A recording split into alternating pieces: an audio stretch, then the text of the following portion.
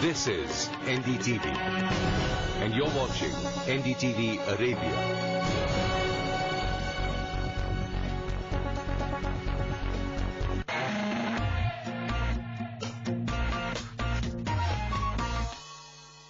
Welcome to The Big Fish. I have with me today Mr. Syed M.Salahuddin, the Managing Director of ETA Ascon Star Group. Mr. Salahuddin actually needs no introduction for this region, so I'm going to go directly into this interview. Mr. Salahuddin, thank you so much for joining us on The Big Fish. First, I must congratulate you for just the number of people you've employed in your company and the number of Indians. I'm sure many of them have found a livelihood thanks to you. Can you tell us how many people you have in your group? Thank you very much for this interview. And this is a company which started in 1973, perhaps the end of the 1973. There was a family from India and a family from UAE, and it's like a Indo-Arab association. These two families knows at least much more years before the 73. They know at least about 20 years before the this one some trust business, Pearl, and the business used to be there. So we started in 1973 as a construction company, basically a construction company. Slowly we keep on growing as the opportunities filling in, coming to our way, and whatever the opportunities go, we never just stayed back. We took the opportunities. As we are growing, naturally you have to employ a lot of people. Now we have 73,000 people in the company in multivarious activities, mainly focusing on the contracting, building contracting, electrical, mechanical, elevators, maintenance, and we are also a bigger portfolio in the shipping and trading. So it's we have over 16 verticals with a different, that's why we have 73,000 people. They are all here, and thanks to the people also. This is the company, as I used to normally say, is a company like a banyan tree. The center serve the falls, and the falls serve the center. So it's a banyan tree with 73,000 falls. 73,000. You say it very simply, but I'm sure for people who are listening, it's absolutely overwhelming, because managing such a huge workforce, I'm sure that I've spoken to many ETA Ascon employees, and I know they feel part of family, but how do you manage such a huge business empire? The culture here is like everybody wants the company. It's not just the two families alone. Everybody is a part of the family. And we as a company, the one I think first started a career-based company. Otherwise, normally here used to be the habit, people come for 3 years, and after 3 years they are out or they have been extended for their terms. Here we had a culture of people. We recruit like any campus interview. We recruit the people, just finished this colleges, they came to the company, and perhaps they are retiring from the company maybe after another 2-3 years. So we create a career-based companies. So, and then we try to create a good family atmosphere here. Perhaps I'll be more than happier that instead of calling me as a MD of this company, as a big brother, we normally call in our languages Kaka. Kaka of the company is more famous here than the MD of the company. So we create a family culture. People all started believing this is our company. And in a lot of companies, you find that because of the, trust, whatever it is, that they don't employ the close relatives. If there is a close relative, they don't employ another close relative within the company. But in our company, we try to make a point that close relatives are more welcome. And now we find definitely brother-in-laws will be there, but definitely the sons are there. When the man is retiring, we see definitely a son or his son-in-law is there in the company. So that's what we created, and the people were very happy, and they are with us. When you're talking about such an employment policy where you're saying close families invited, do you think there is also the problem of conflict that comes in because, it becomes sort of a situation between merit and, sort of whose son is it? Have you ever faced a situation like that? It can be there. Sometimes it can be a little bit inefficiency also can come into the company because you are also using relatives, but not necessarily always. I remember a long time before, there was a gentleman from Calcutta. I don't know who. He said, I want a person who have concern for the company, not the efficiency. Efficiency, you can always take it. Concern is more important. So the people have got a lot of concerns to the company. That's what we really wanted. Talking about the verticals within your company, which were the ones that were first started and which are the later additions? We started as just a building contractor. Build about 3-story, 4-story, 5-story building. That time was prevailing market. So we started the building contracting company. Naturally, in the contracting company, you have electrical, mechanical. There were no good electrical, mechanical contractors. Very, very small individuals like you find in the villages in India. So we started a kind of electrical contractor. Then we branched into the mechanical, like plumbing, and then we went to air conditioning. Then we thought we all put together as one company called M&E Contractor. We were the pioneer of making one M&E contractor in New Zealand. Then now, naturally, when the buildings are going high-rise, then we need the elevators. We found the best elevator from Mitsubishi. So Mitsubishi came as initially at least 2-3 years, they came as just the principal and we are agent. And later they joined us also as a partner. In the course of that, we thought that we'll get into the trading. We went into steel, we went into the timber, plywoods, but we went into a little bit of retail. Then we found that it's not our place. So we thought that we'll go into bulk trading. And then there were cement factories, like from the family, Algore family. There was a cement factory. They wanted some raw materials from India, from outside, iron ore, bauxite. So we went into the trading of the bulk material trading. So to bring the bulk material, you need shipping. So we went to the backward. Okay, we go to the shipping also. Now in shipping portfolio, I think we are doing, perhaps we will be the market leader in this Gulf region. We are doing about 30-40 million tons of cargo every year. So there's a lot of backward and forward integration that the company has done, and that's how it used to be the culture of the company that whatever we are doing, that if we can go, and if it's really a viable size, we go backward and forward, and also on the side. Also on the side, so extend really in any possible which way.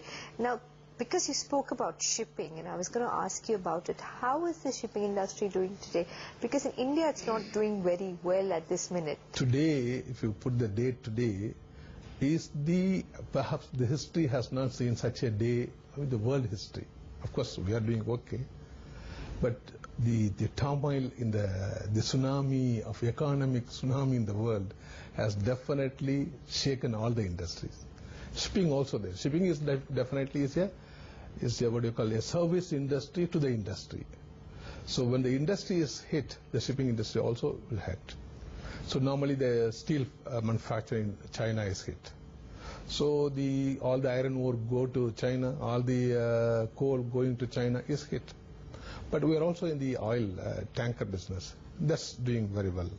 And even the bulker is going, but definitely not to the level what was it used to be in 2 months before and now. But I think this is a cycle, everybody has to look into that. But how is it that you're instilling confidence into your employees, into the management? Because I think, like you mentioned, the financial tsunami is hitting every company in one way or the other. I think this is when many people are having concerns about job security, because you're hearing of job cuts all over the world, and slowly even in the Gulf you're hearing of it. How do you instill confidence in your employees that you will come out of this unscathed? It's a difficult question to answer, but anyway I have to say. But you see, the company has got, as I told you, the blue-collar employees, those who are in the contracting. In the contracting, we have definitely contract for 2 years. 2.5 years, 3 years, which is stretched. Let's say distribution, power distribution, or infrastructure contract, it stretches up to 2.5 years. So 2.5 years, as the contractors, as the owners of the contracts are paying well, properly, then we have no problem to provide all the 73,000 people a work. But naturally, maybe 6 months gap or a 1 year gap, the contract has to come back. The world cannot stay like this. You cannot put a stop to the world. It has to come back. So it may come back little less, it may be the same, or it may come back more. To that situation, we have to definitely act. We can't say that, okay, we'll keep everybody here. Somebody retiring age, maybe would have definitely rather asked them to, we have, so after superannuation, we got to continue, they are continuing the service because there's a demand. So such people may have to ask, please. Somebody will have to do that. But anyway, I don't think at this moment there'll be any problem on any retrenchment of our people. But will you be thinking of job cuts at all? Not at this moment. Not at this moment. Because in the shipping, all the crew members are engaged time to time. So every time there is a crew member, normally crew members are engaged on contract, maybe 1 month, 2 months, or 3 months on voyage basis. So basically the ship people there, we have about 70 ships. The people have to be there, irrespective of the market slows down or goes up. So since you have reaped a higher harvest, you have to be sometime, you have to wait also. You can't say then and there, okay, when the money is there, I will be there. When something is not there, so retrench. It's not a good behavior for a corporate also. So we have to carry till you can carry. So I don't think another 6 months to 8 months time we have anything to look into some retrenchment or something. And what would your message be to CEOs of smaller firms in terms of this global crisis, how to tide over it effectively? There are two factors, like companies like us, we have no problem on the financial turmoil. But having said that, but somebody who is associating with us, if he has some problem, it will come to a little bit here and there. For the world, it's a very difficult situation. You see, America is the head of the world economically. So when something is going, some problem is going, it will definitely percolate to the whole of the system. So for the smaller companies, if they have not overextended, they can be staying little calm. Don't get panic into the situation. Because panic kills more than the real disease or the problem itself. Sometimes there is a stampede. People are not necessarily, if the people are little behaving without panic, they will not be hurt. Of course, they have to little sacrifice. So if they have made good money, they have to 2 years, they have to wait without not good profit. Or if there is a small loss, they have to wait. They can't just overnight close it and then run away from the scene. So small people have to wait. But if they have not overextended, if they have overextended, they have to definitely put where they can cut the corners, where they have to be little trimmer. They have to look in. It's now time to take a break on the big fish. We're going to continue talking about this global financial tsunami with Mr. Syed Salahuddin, but we're also going to speak about how he found Dubai when he first got here, which is that favorite restaurant where he used to have his lunch or dinner, so don't go away.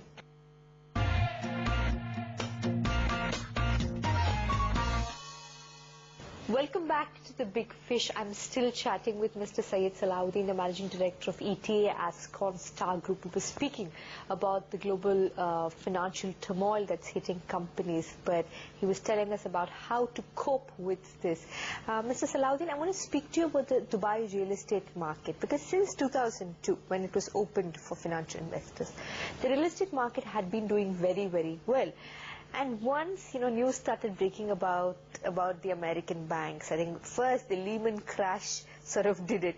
And then slowly, there is news that the real estate market is not picking up as well as it was doing the previous years. What is your assessment? Because ETA Star is one of the largest real estate builders in the region. So what is your assessment of the market? The market is definitely, you say that there's stagnation in the market today. But we have to compare. Normally what we compare is what was Dubai yesterday, what is Dubai today. If that's a comparison, people can always think that why Dubai is growing this fast, this bigger. But we have to see that whether there is a necessary of Dubai to be existing as a finance center in the Middle East.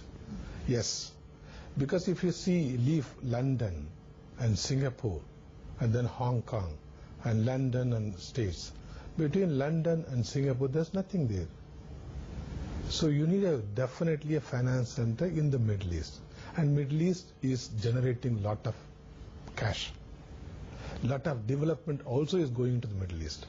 So Dubai has, because it's very infrastructurally very efficient, good infrastructure, port is good, airport is good, hospitality is good, hotels are there, people can come, stay. There's no city can match Dubai, at least in the Gulf. So such a city, it has to be there for international global as a finance center. So now we have to compare Dubai, not with Dubai of yesterday, Dubai with Singapore, Dubai with Hong Kong, Dubai with London, Dubai with Paris, Dubai with New York. So if you compare that sort of scenario, Dubai is not still expensive. The real estate is not expensive. Because we think that, oh, Dubai yesterday was the things was 1,000, today is 2,000, 3,000, why you should go? Yes, it's expensive now. But if you compare with London, if you compare the same with Hong Kong, it's still not expensive. But definitely when something is happening, people immediately control the purchases. Definitely. One thing could be a little bit of wrong to push Dubai real estate market. The bank must have offered a higher leverage. So once they start reducing the leverage and the people put their own money, some money, it will happen, continue. So this stagnation will be there for 3 to 6 months. Not on the lower segment. There's a lower segment when I say 1,500 dirhams or 1,600 dirhams and down.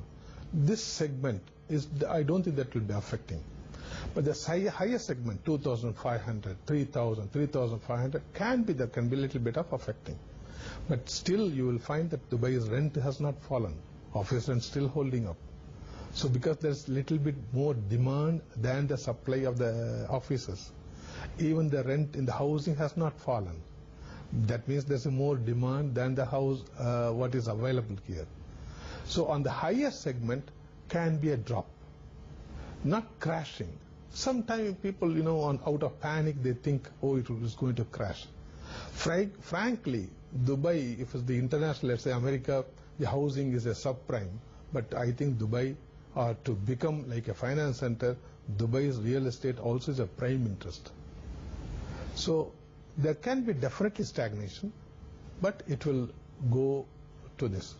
But having said, if this continues, this turmoil continues for another 1 year, 2 years, you will definitely find some shake-up in Dubai also. Yes. But at least what we see today on the middle segment or the lower segment of 1,500 level, there's no much stagnation. It's coming, the people are paying properly, there's no problem at all.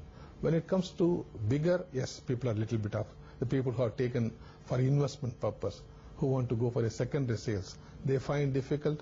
There are people approaching whether can I cancel it or whether I can hold it for some time, whether I can pay it a little later. Yes. But nevertheless, I think this will change within 3 to 6 months' time. But do you think there has to be a deliberate slowdown in delivery of properties? Do you think supply far exceeds demand here? It's all on the vision of what is Dubai is going to happen. If Dubai is going to be a finance center, has to be, if it's accepted by all the GCC countries, Dubai has to be a finance center. Because the available of infrastructure in Dubai, no city can match. Now, the train is going to come another 1 year time. Lot of hotels. The airport is going to be much bigger than now, and then another one airport is also going to come. If these are all happening, and Dubai is going to be definitely a finance center, I don't think there will be, the supply will not be enough, I feel. You don't think then so? Definitely the population has to grow. Right. The people who are here will have a different lifestyle and demand for a different lifestyle houses. So the sector which, and then still you must understand, Dubai is a distribution center of lot of products come to Dubai and goes back into Africa and all the African countries. The entire African nation is benefiting out of Dubai. There are a lot of people are transiting from Dubai airport. So this all will continue. I don't think so. If you see the Murshid Bazaar and all these places, if you go there, you will feel that they don't know anything about this financial turmoil at all. So all the distributions, something is continuously happening. Today, Dubai, as you say, is becoming this global financial hub. There's going to be the Dubai Metro and so many new developments. But what was Dubai when you got here? When I came here, actually I came from Hong Kong. It's a very busy town, Hong Kong, with full of people. When you walk, you have to, even at lunchtime when you walk, you have to get some place to move. But when I come to Dubai, there was very nothing. Wherever you go, somewhere road, somewhere you have to walk on the little bit of the sand. Definitely your shoe, when you come back, you have to wipe it out, all the dust from the shoe. Maybe 50,000 to 100,000 people maximum. And everybody... The size of your company. Everybody knows one each other. And the families, everybody knows this family, this. Normally people used to have a habit of, because of work finished, and then you go back to the majlis of one majlis here, one majlis there. This used to be the normal habit. When I come there, I was thinking maybe we'll stay here for 3 days. Some infrastructures will become finished, and then we have to pack up and go. This was I remember one time we were going to look for a labor accommodation. Labor accommodation that time, not like you're making the big labor accommodation. You have to hire some old Bastaki villas, they call Dubai villas. It's easier because so many rooms and then you can put the room. So I asked where there is any place. He said yes. Where is the place? You go to Horlands. There's only a single road. One come, one to go. There's nothing to. And then you find a sand dune. Okay, you cross the sand dune, you find 2 date trees. And across this one, you find 1 date tree. And then there is a villa which is available for the renting. This used to be the landmark of Dubai. We used to have a house here. Sometimes we invite people for the dinner. So how do you call them? Because the names of the streets are not known. People do not know what is the street's name. So there are landmarks. Clock Tower used to be a landmark. Or Fish Roundabout is a landmark. There was nothing as a Dubai, except Dubai city. There was no Sheikh Zayed Road. Nothing was there actually. So we have to tell them, please come to the Clock Tower. Just little bit of 100 meters. There's a small shop called Happy Family. These are the people know these things. Then come there, just go behind that, and this is our villa. So you have to give this data of the landmark. Now totally changed. If you find an old photograph of same place, you can't believe. And you have to. Now I remember still whenever we are coming from Abu Dhabi, when I see the National Cements. Do you know National Cements on the Safa Park closer? When I see the National Cements, I just give a ring to my family. Okay, I will be there another 18 minutes time. So put the lunch on the table. Can you imagine now from that place to come here? It may take 1 hour or 45. If you are very lucky, 45 minutes. Otherwise, 1.5 hours. That used to be the way. And also, sir, you've won so many awards, from Pravasi Bharatiya Samman to the Asian Business Leader Award. What do you think as a person you will have to give back to your country?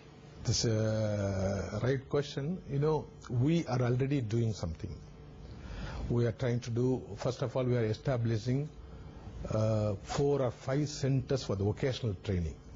We are basically labor, and we have to contribute to the labor. How do we bring the enhance the strength of the talent of the labor? So we are now trying to make at least 5 centers in different part of India to enhance. Basically, even the 73,000 people, we are 70% of the 73 people from India only. So we thought that we should do for them. So we are putting 5 centers in India to enhance the talents in India. This is one we are doing, and we are also establishing schools, mainly for the less privileged people at a very affordable fees. We are trying to establish schools. Now the work is on. there's a committee made, and then they are making maybe another 2-3 years, maybe 5-6 schools will be start running. Especially for our own laborers, when their children, they will not free education becomes the people will go and they don't study. Yeah. So very, very lower fees, they will be enrolled into that schools. This another thing we are doing. And we are also doing with a organization called Help or something for the IE. We are now doing along with them. We are taking 1 or 2 districts.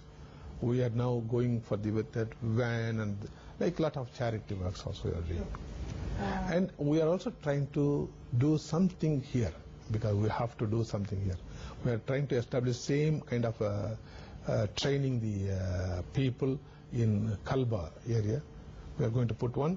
We are also trying to make 1 or 2 schools here for the little bit of less salaried people. There is so much to talk to Mr. Syed Salahuddin, and I think half our interviews never do justice, but unfortunately we've completely run out of time on the Big Fish. Thank you so much for joining us, sir, and we look forward to continuously interacting with you because the business community in the Middle East has so much to learn from you. Thank you very much. I wish you all the best.